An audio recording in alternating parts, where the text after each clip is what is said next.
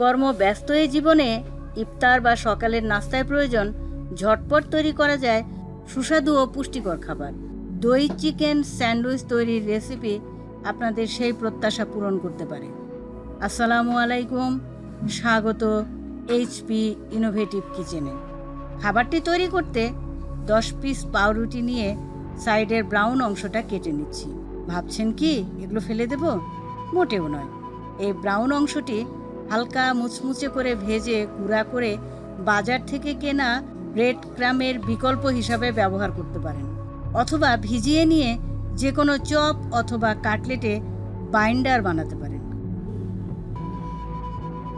এরপর নিয়ে নিচ্ছি লবণ, মুরগির মাংস, দারুচিনি, এলাচ, লবঙ্গ, গোলমরিচ, পেঁয়াজ কুচি, গোটা জিরা, রসুন বাটা, কাঁচামরিচ কুচি এবং আদা বাটা।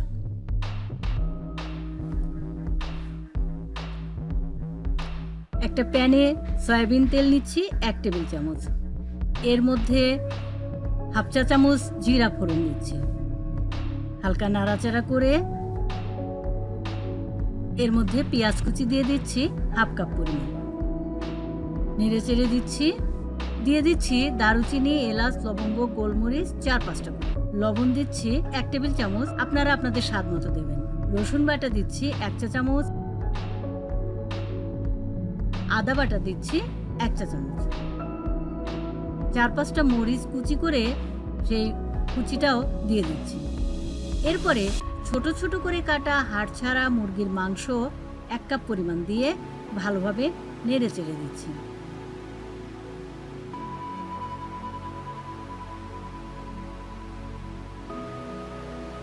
মশলাটা একটু ভাজা ভাজা হয়ে আসলে এর ভেতরে হাফ কাপ পরিমাণ পানি দিয়ে দিচ্ছি, যাতে মাংসটা ভালোভাবে সেদ্ধ হয়।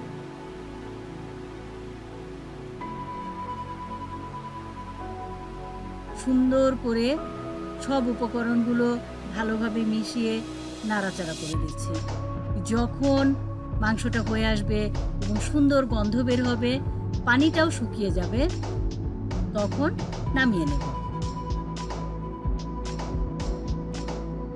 দই নিয়ে নিচ্ছি 1 কাপ পরিমাণ। দইটাকে খুব মসৃণ করে ভালোভাবে ফেটিয়ে নিচ্ছি। এরপর এই দইয়ের মধ্যে ওই ভাজা ভাজা মাংসটা দিয়ে নেড়েচেড়ে মিশিয়ে নিচ্ছি। ভালোভাবে মেশানো হয়ে গেলে 1 পিস পাউরুটি নিয়ে তার উপরে মিশ্রণটা ছড়িয়ে দিচ্ছি।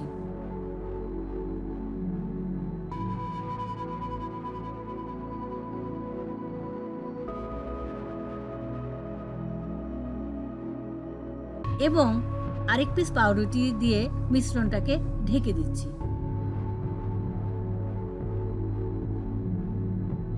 যে অংশগুলো ফাঁকা আছে সেই ফাঁক দিয়ে চামচ দিয়ে ভালো করে দই মাংসের মিশ্রণটা ঢুকিয়ে দিচ্ছি।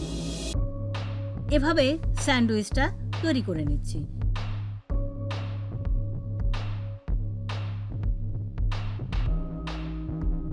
আমি আরেকটা স্যান্ডউইচ করে দেখাচ্ছি।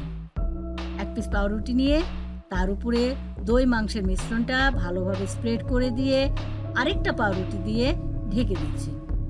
এই অবস্থায়ও খাওয়া যায়, তবে এইটাকে সামান্য তেল দিয়ে হালকা একটু সেকে নিলে দইটা পাউরুটির সাথে ভালোভাবে আটকে যাবে এবং স্যান্ডউইচটা খেতেও সুস্বাদু হবে।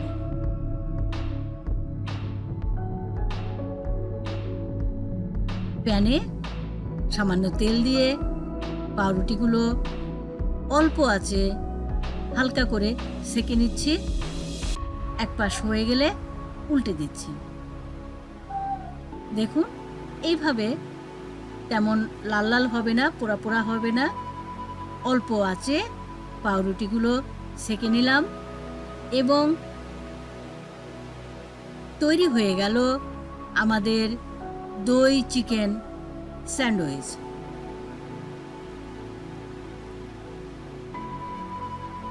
দই চিকেন স্যান্ডউইচের পুষ্টি তথ্য: প্রতি 100 গ্রাম উপাদান দইয়ে প্রোটিন, ক্যালসিয়াম, রিবোফ্ল্যাভিন, ভিটামিন B6 এবং ভিটামিন B12 আছে।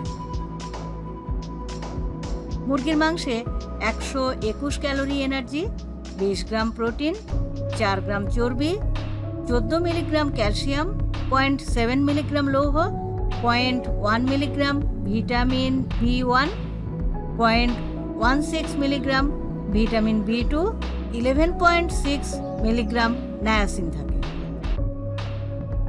পাউরুটি জটিল শর্করা জাতীয় খাবার, যা অপেক্ষাকৃত সরল শর্করা চিনির চাইতে ভালো, কিন্তু জটিল শর্করার মধ্যে এর অবস্থান কিন্তু বেশি ভালো নয়।